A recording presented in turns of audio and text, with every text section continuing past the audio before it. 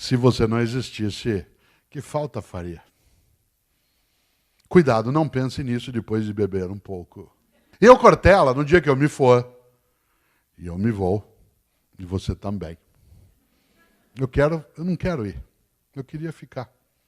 Lamento. Não tem como ficar. Só tem um jeito de ficar nas outras pessoas. A única maneira de ficar é ficar nas outras pessoas. Eu estou lançando esse ano, no final do ano de 2018, um livro que comemora meus 30 anos como escritor. Em 2018, eu estou completando o meu 30º ano como escritor. E para isso sairá, em 2018, um livro chamado 30 anos de escritos, o melhor do Cortella. São frases, fragmentos, etc. E é interessante porque, para poder compor esta reflexão, eu fico imaginando o que deveria ser essa seleção que foi feita. E nessa seleção feita, eu estava revisitando algumas das minhas coisas. E uma das coisas mais marcantes era exatamente ao retomar o livro Viver em Paz para Morrer em Paz, pensar se de fato eu farei falta. Esse livro, na introdução, e eu tive sempre, como tenho o apoio para fazê-lo, de jornalista que faz a edição para mim, que é o Paulo G. Baile, eu, na introdução dele, ao contar a história dos livros, eu lembrei algo no final. Se alguém tiver acesso a ele, poderá ver isso. Ele não saiu, ele sairá no final de 2018, mas ele tem algo no final que é contar sobre algo curioso. Quando eu autografo um livro, e eu faço sempre com alegria, quando eu autografo, escrevo meu nome, sempre eu sinto na minha mão a mão da dona Mercedes, que foi a professora que me alfabetizou em Londrina em 1960. Não é psicografia, com respeito a quem tem crença nessa direção, não é algo de natureza metafísica, eu sinto a mão da dona Mercedes. Assim como eu sinto, cada vez que escrevo um livro, faço uma palestra, as pessoas que comigo estiverem e estão naquilo que eu li, que eu aprendi, que eu conheci. Pessoas que, como diz a filósofa Terezinha Rios, nós não somos imortais, mas podemos ser eternos. Nós não somos imortais, mas podemos ser eternos. Por exemplo, Dona Mercedes, que já faleceu, vive em mim. E em dezenas e dezenas de outros que ela alfabetizou em Londrina, no grupo escolar Hugo Simas. Há autores que eu li, que eu pensei, que eu ouço, vivem em mim. E eu, Cortella, no dia que eu me for, mas eu não quero ir. Eu queria ficar. Lamento, só tem um jeito de ficar. Ficar nas outras pessoas. É interessante porque eu, até 10 anos de idade em Londrina, que é a minha cidade de origem, e eu conto isso no livro, não tinha televisão na minha cidade. Não é que não tinha na minha casa, não havia TV na minha cidade. Por isso, o que eu fazia à noite, não tendo TV, eu ficava pensando. E uma das coisas que eu pensava era, no dia que eu morrer, qual vai ser o meu epitáfio? Isto é, o que eu quero escrever no meu túmulo? Aos 10 anos de idade, eu já tinha tendência à inutilidade filosófica. E eu ficava pensando, qual será o meu epitáfio? Hoje eu não tenho mais essa preocupação por uma razão, não quero mais ser sepultado, eu quero ser cremado. Essa é uma escolha, cada um que decide. Eu acho a cremação mais ecológica, muito mais impactante no sentido positivo, mas essa é uma escolha. Desse ponto de vista, há aí uma decisão que cada um toma. Se der tempo, eu já tomei a minha. Eu não quero ser sepultado, eu quero ser cremado. Essa é uma escolha. Faz a doação de órgãos e aí faz a cremação. Aliás, já até avisei as pessoas que essa é a minha intenção. Nesse sentido, claro que vale.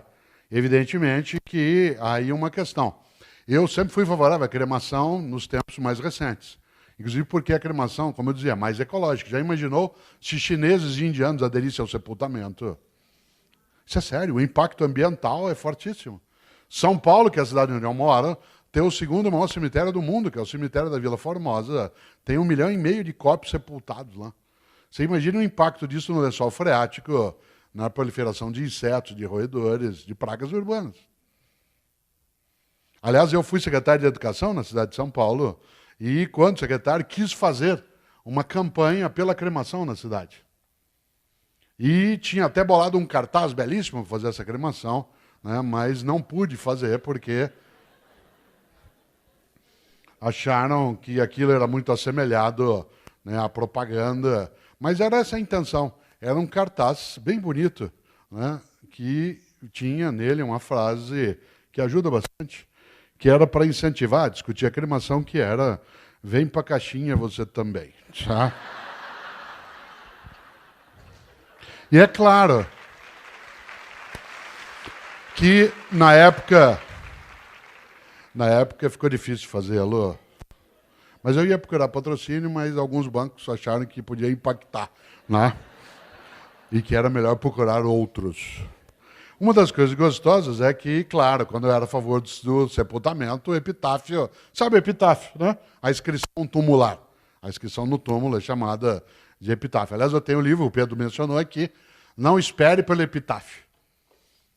Lembra do epitáfio dos titãs? Eu devia ter amado mais, sonhado mais, ter visto o sol nascer. E é interessante porque a ideia de epitáfio é aquilo que você deixa como lembrança.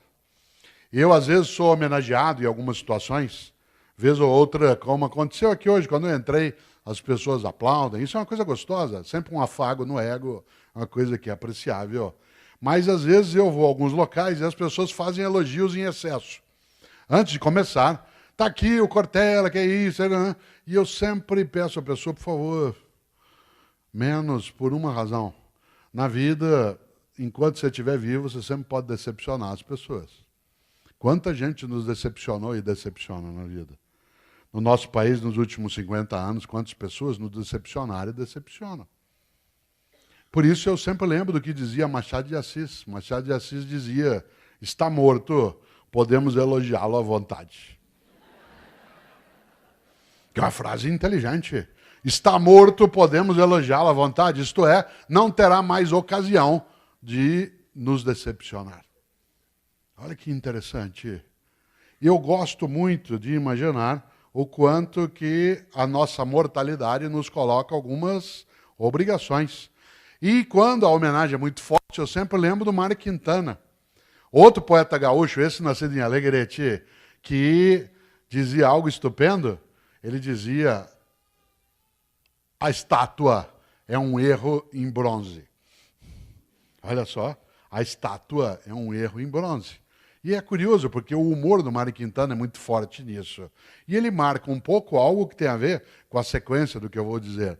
Eu, adepto, claro que era do sepultamento, imaginava um epitáfio.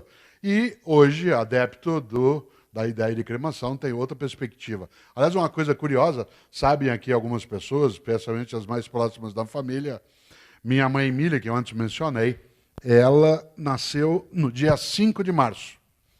E eu também. Eu nasci no dia do aniversário dela. O que significa uma família organizada, com planejamento estratégico.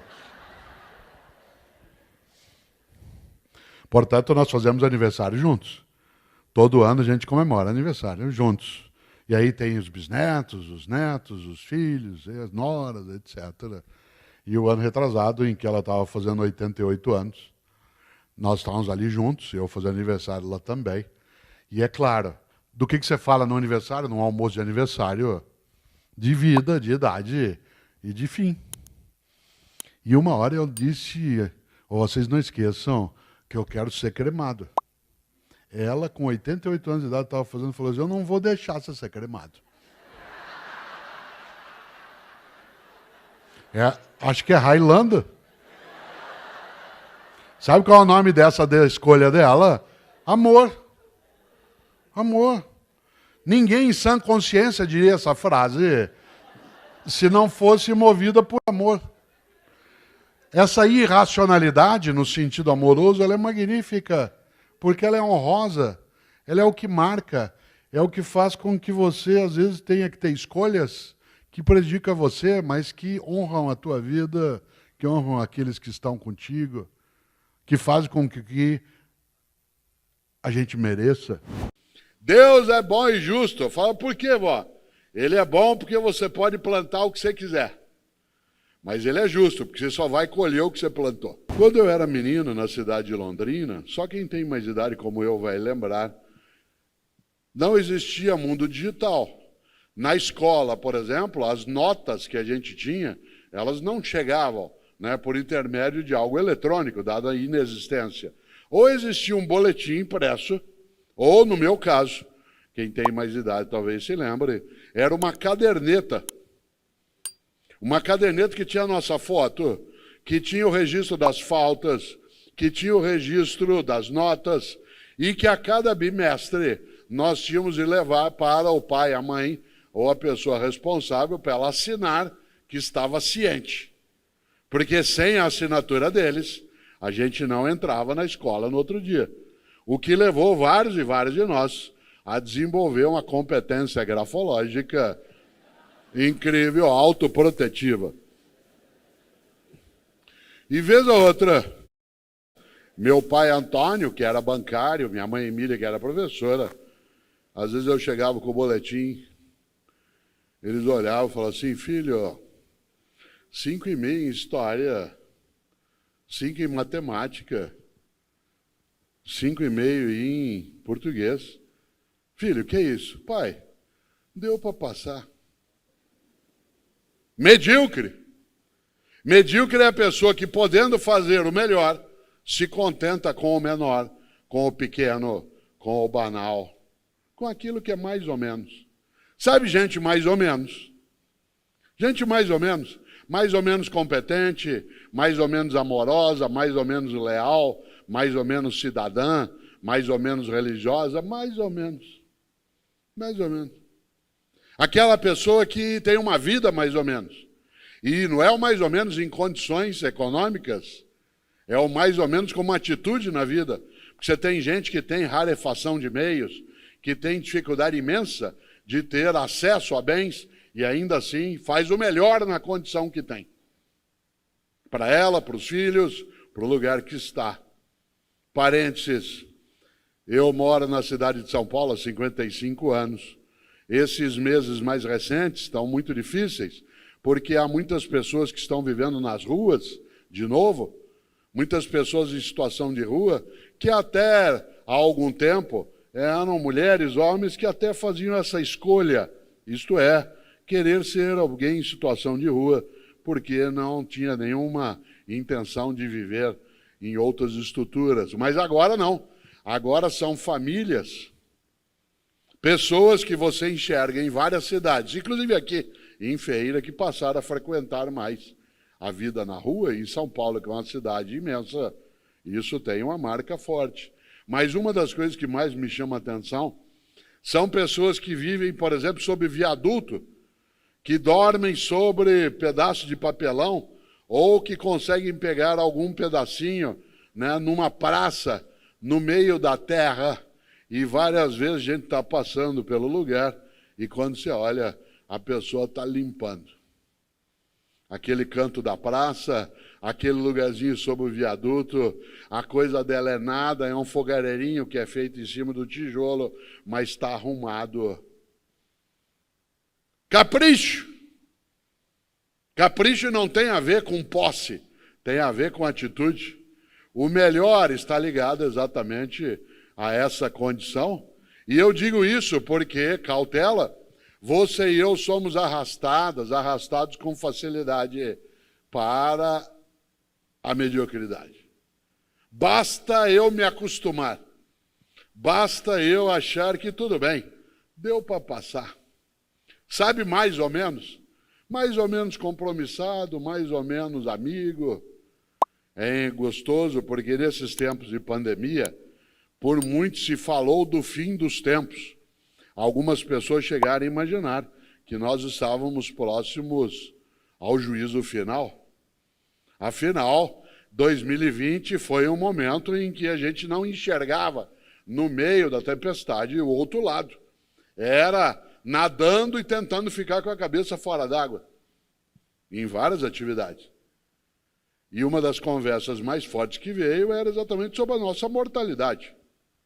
Você é mortal, eu sou, a gente sabe disso, mas de repente se dá conta com mais nitidez, porque pessoas passaram a perecer em maior quantidade na nossa convivência. E eu não me esqueço de algo, porque ao falar disso, As três grandes religiões, por exemplo, que têm um livro como sua referência direta, o judaísmo, o cristianismo e o islamismo, as três dizem que no dia que você se for, haverá um juízo final. Tanto faz se você tem religião ou não. Tanto faz se eu tenho religião ou não, religião é uma escolha de cada pessoa. Mas a ideia de juízo final não é para imaginar que exista, mas é para pensar numa coisa. O que me assusta na ideia de juízo final não é ser final, é ser juízo. Dizem essas religiões que no dia que a gente se for, a divindade vai nos chamar no canto e falar assim, vem aqui para um particular. E aí, hein? Na tua vida, enquanto viveu, por que fez o que fez? E por que não fez o que não fez? E por que fez o que fez como fez? E por que deixou de fazer o que devia ter feito? Você sabe que tem gente que espera essa hora para achar uma resposta. E às vezes não dá tempo. Por isso a ideia de juízo final, independentemente de você ter religião ou não, ela merece reflexão. Como eu digo sempre, a morte para mim não é uma ameaça, ela é uma advertência. Ela não é uma ameaça, ela é uma advertência. Isto é, você não tem a eternidade para ter uma vida que não seja banal, fútil, descartável, inútil, morna. É interessante porque das três grandes religiões que falam do juízo final, uma delas, o cristianismo, tem um livro só sobre isso. Dos 27 livros do Novo Testamento da Bíblia cristã, entre eles o Evangelho de Lucas, ou os Atos dos Apóstolos, também atribuídos a Lucas, hoje lembrado de uma parte do mundo cristão. O cristianismo tem um livro só sobre isso. O livro do Apocalipse é o livro da Revelação. Sobre o fim dos tempos. E agora eu vou lembrar algo. Digo de novo, tanto faz você ter religião ou não, porque essa é uma escolha tua livre. Parênteses. Eu falava hoje com o Pedro, numa conversa nossa sobre outro assunto, eu dizia, Pedro, uma das ideias que eu mais gosto é lembrar quando dizem, aliás, minha avó Rosária, italiana, dizia isso, ela dizia, Deus é bom e justo. Deus é bom e justo. Eu falo, por quê, vó? Ele é bom porque você pode plantar o que você quiser. Mas ele é justo, porque você só vai colher o que você plantou. Olha só, Deus é bom e justo. Ele é bom sim, porque você planta o que você quiser, você é livre. Mas ele é justo, você só vai colher o que você plantou. Interessante, porque no livro do Apocalipse, que é o último livro da Bíblia dos cristãos, tem uma expressão para você e eu pensarmos. No capítulo 3, versículo 15 e 16, os cristãos escreveram, Deus vomitará os mornos. Deus vomitará os mornos. Aliás, a frase completa é, porque tu não és quente nem frio, hei de vomitar-te. Olha que coisa.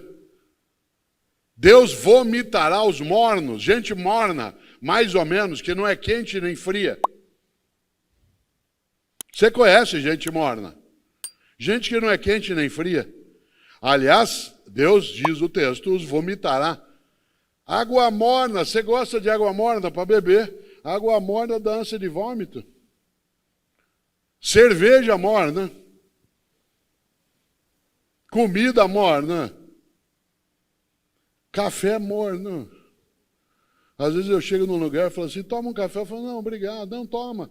Foi feito na hora. Eu falo assim, isso aí, na hora que a mulher levantou às 5 da manhã. Engraçado não é ridículo. Engraçado não é o piadista, até pode ser. Uma pessoa engraçada é aquela que nos faz bem. Porque uma pessoa que nos faz mal é a que não tem graça, por isso ela é desgraçada. A palavra graça, né, no latim, que é gracia, né, escreve com T, gratia, gracia significa aquilo que é protegido, que é cuidado, que é abençoado. Alguns dos cristãos, especialmente os católicos, têm uma oração que diz Ave Maria cheia de graça.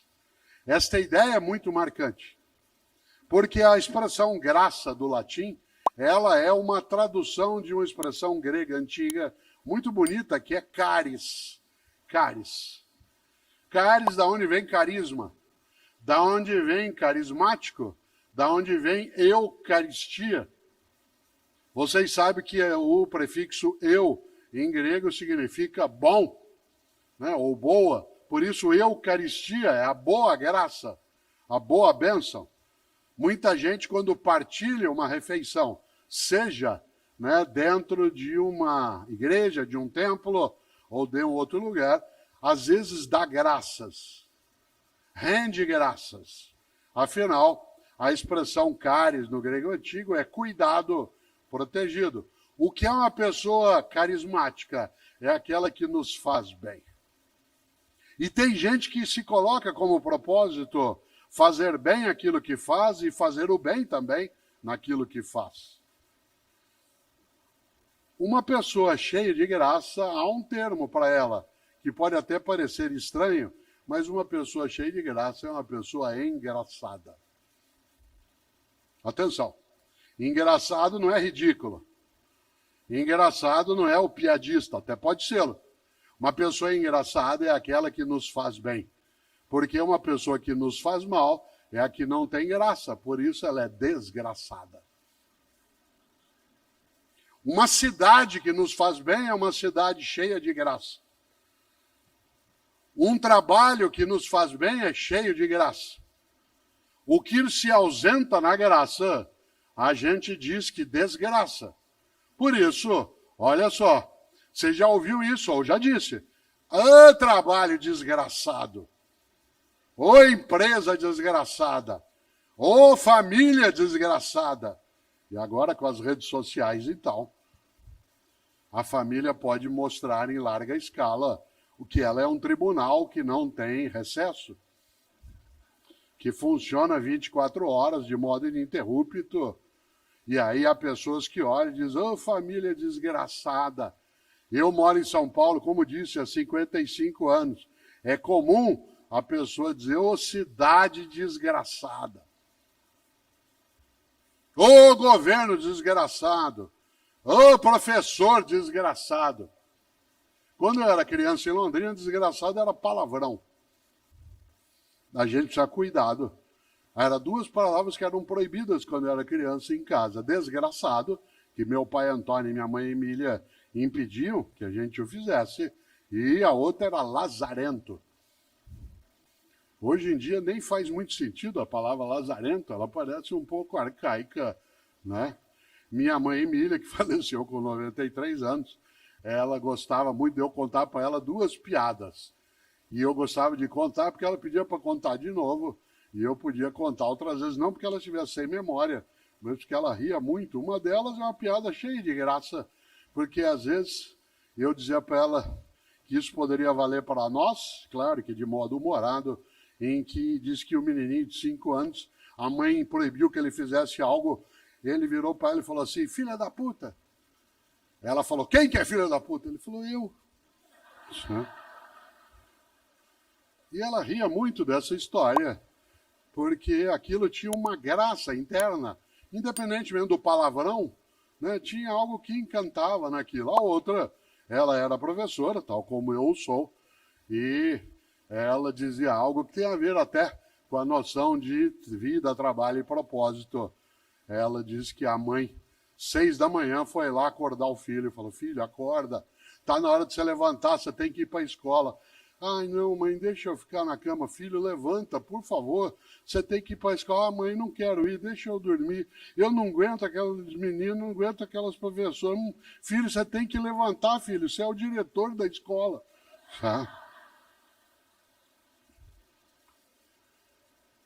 O tema, por que fazemos o que fazemos, nos lembra algo no ponto de partida, que é segunda-feira, 6 da manhã. Toca o teu despertador. Você quer dormir mais um pouco? É só cansaço. Você não quer levantar de jeito nenhum. É estresse. Qual é a diferença entre cansaço e estresse? Cansaço resulta de um esforço intenso. Estresse resulta de um esforço sem sentido. Uma vida estressante é aquela em que você não enxerga o propósito. Uma vida cansativa é aquela que você tem esforços intensos. Exemplo concreto. Toca o despertador, segunda-feira, você não quer levantar. Você até põe lá o automático para ele tocar depois de novo. Segunda-feira, 6 da manhã, você não quer sair da cama. Você não quer que ninguém te chame. Você vira para a pessoa com quem você está dormindo e diz, liga lá e diz que eu morri. Você está rezando para dar alguma encrenca no trânsito para não ter nada aquele dia. Como é que você cura cansaço? Descansando. Como é que você muda estresse? Buscando propósito. Evidentemente. O cansaço vem do esforço intenso. Há muitas pessoas aqui que são pais, mães, avós, cuidam de crianças, seja como adultos, em que é muito cansativo. Criança te exaure. Criança faz com que você entre em estado de exaustão. Quantas pessoas aqui que são pais ou mães de crianças pequenas, né, não veem a hora delas crescerem sem saber que fica pior? Que quando eles são pequenos você não dorme porque eles não deixam. E depois quando eles crescem você não dorme porque eles não chegam. Né? Claro. Ainda assim, tem propósito. Quer ver um exemplo? Uma mãe, isso mais na costa feminina, 2/3 do trabalho que é feito no mundo para a humanidade ficar viva é feita por mulheres, o trabalho. De cada 3 horas que se trabalha no planeta para a humanidade continuar viva, 2 delas são as mulheres que fazem, uma são os homens. O que é um desequilíbrio brutal. O que leva uma parte das mulheres a estarem ainda mais cansadas, mas não necessariamente estressadas. O estresse vem quando você não tem reconhecimento, não vê sentido naquilo que você está fazendo.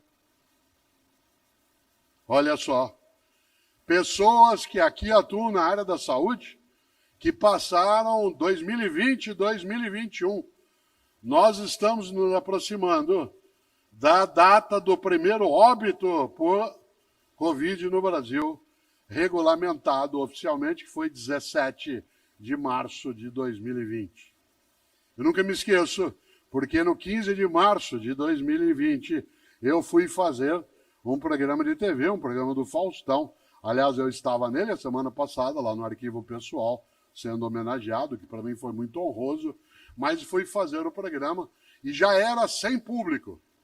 E nós não tínhamos óbito registrado ainda.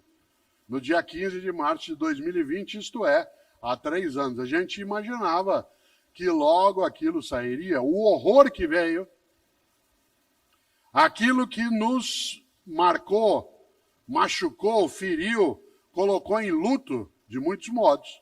Só não foi mais horroroso porque mulheres e homens, neste país e fora daqui, no seu propósito de cuidar, não desistiram. Ficaram cansados, exaustos. Você tem dezenas de imagens na cabeça, e quem aqui é da área de saúde sabe, na enfermagem, na física, na medicina, na nutrição, na área de apoio, no transporte. Pessoas que a gente via as imagens em setembro, outubro de 2020, caídas no canto, encostadas nas paredes dos hospitais, exaustas. E não desistiram. Ah, doença desgraçada. Então vamos enfrentar. E por isso um monte de gente cheia de graça foi atrás. Insisto, não confunda cansaço com estresse. Como é que você ganha a vida? Essa pergunta é muito feita. Como é que você ganha a vida? Qual que é o teu jeito de ganhar a vida? E eu estou usando aqui a expressão em duplo sentido. Isto é, como é que você ganha a vida? No sentido de como é que você obtém teu meio de sustento. Mas há uma segunda maneira de pensar isso.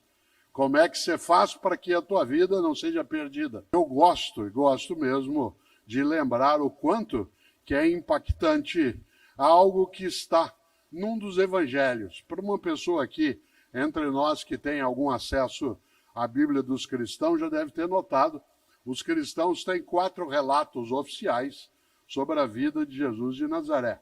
né, que são chamados de evangelhos, né, os evangelhos canônicos, são 4 deles. 3 deles são sinóticos, isto é, eles contam uma história paralela, que é o evangelho de Mateus e Lucas, né, e de Marcos, e um não é sinótico, que é o evangelho de João. Mas, no evangelho de Marcos,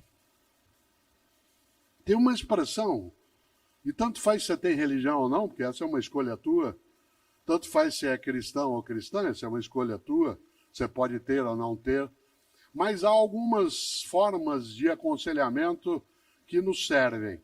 No evangelho de Marcos, há ali o registro de uma fala que ele atribui, claro, a Jesus de Nazaré, que está ali no capítulo 8, em que Marcos escreveu uma das frases que mais me perturba, no bom sentido. Que há coisas que nos perturbam no mau sentido. Há coisas que nos perturbam e nos fazem ficar, né, chateados, tristes. E há algumas coisas que nos perturbam fazendo com que a gente pense, reflita, medite.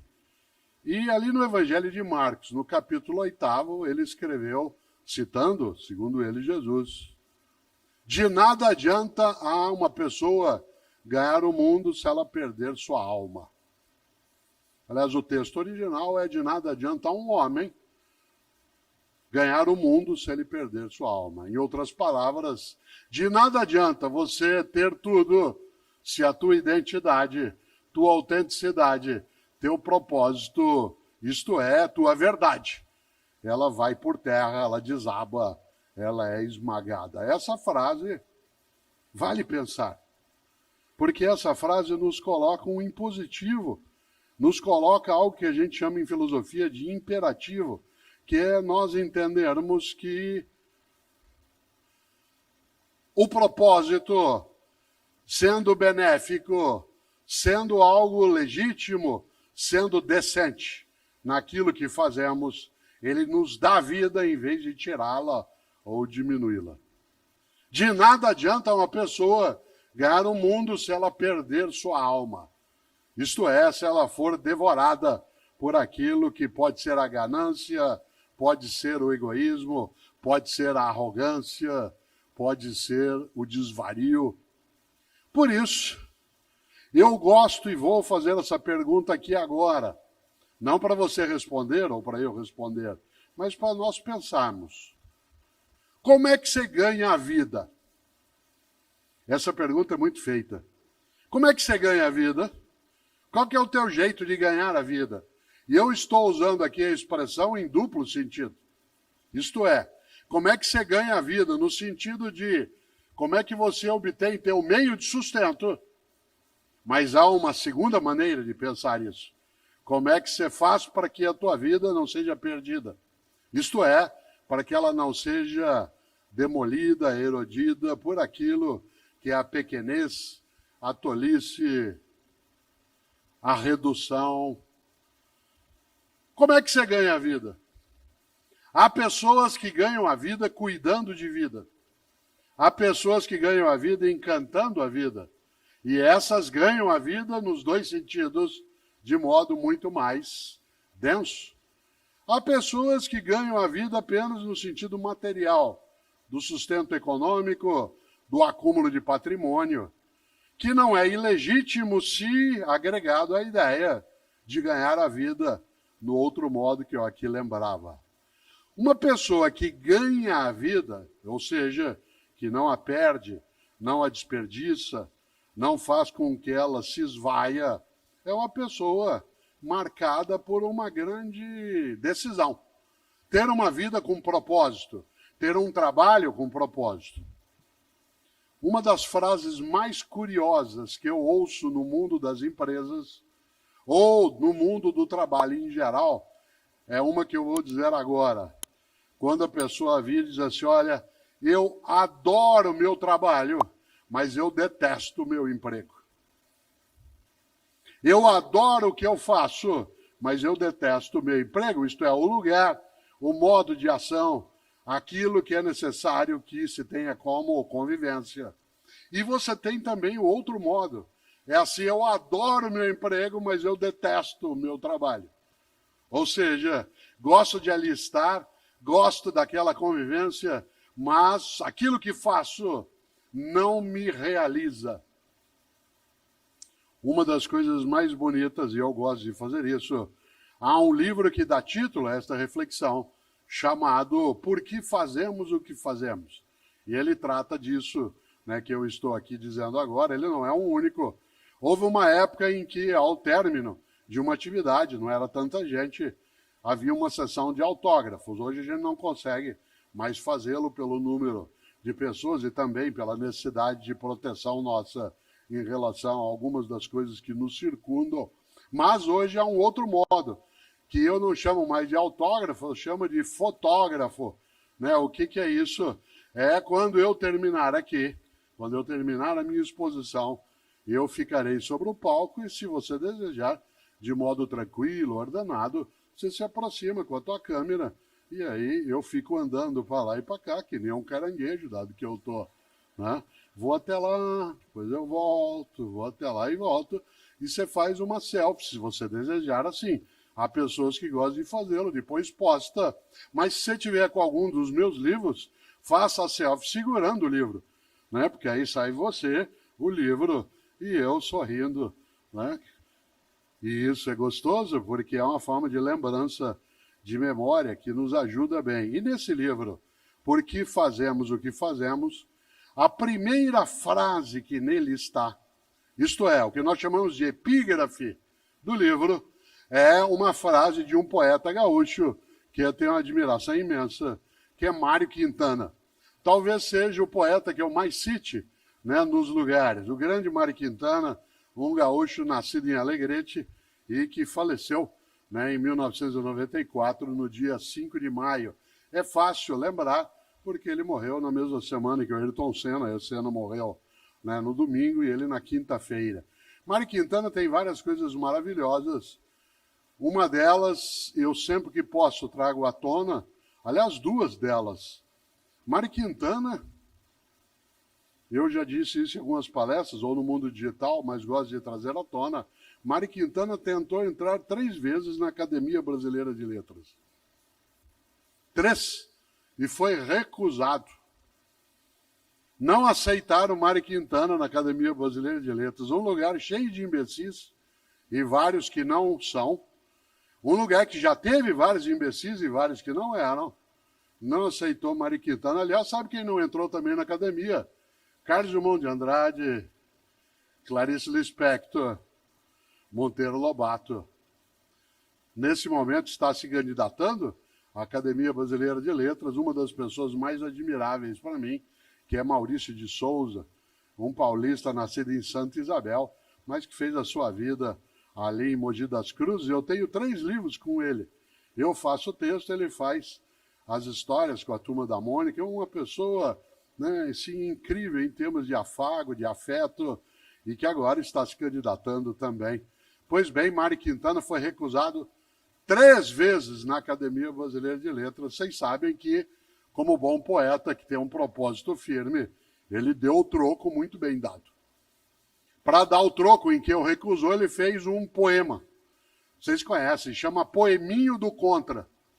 Não é poeminha, não, é Poeminho do Contra. Aliás, esse poeminho, ele devia aparecer em vários lugares. O André, meu filho, que tem mais idade, que está sentado aqui, sabe que eu tenho esse poeminho pendurado, né, numa das paredes ali no Parque Tatu, uma coisa gostosa, porque o que é que escreveu Mário Quintana? Guarde essa frase aí, porque ela vai servir para algumas coisas na vida, quando as pessoas, vez ou outra, em vez de serem colaborativas contigo, buscam ser demolitivas. E ele escreveu, é uma trova, ele diz: todos esses que aí estão, atravancando o meu caminho, eles passarão, eu passarinho. Olha que coisa genial. Todos esses que aí estão, atravancando meu caminho, eles passarão, eu passarinho. Parece frase de para-choque de caminhão no Paraná. E eu sempre penso isso em relação a algumas coisas na vida, e algumas pessoas têm para-choque de caminhão que é assim: na subida você me aperta, na descida nós acerta. Na subida você me aperta, na descida nós acerta. Olha que coisa boa. Mário Quintana tem uma outra trova que quase eu a disse, porque ela aparece como epígrafe do livro, né, que eu mencionei, o Porquê Fazemos o que Fazemos. E essa trova diz: um dia pronto, me acabo. Seja o que tem de ser. Morrer, que me importa? O diabo é deixar de viver. Olha que inteligência. Um dia pronto, me acabo. Seja o que tem de ser. Morrer, que me importa? O diabo, o horror é deixar de viver. E deixar de viver não é apenas perecer o corpo. Deixar de viver é morrer. Tua dignidade, tua esperança, teu desejo, teu afeto, tua amizade. É ter uma vida a qual falta graça. Quando eu penso em vida, trabalho e propósito, eu acho que para que a nossa vida não seja uma vida banal, fútil, uma vida sem sentido, é preciso que o nosso propósito seja, antes de mais nada, o de deixar nossa vida e a vida de outras pessoas conosco mais cheia de graça.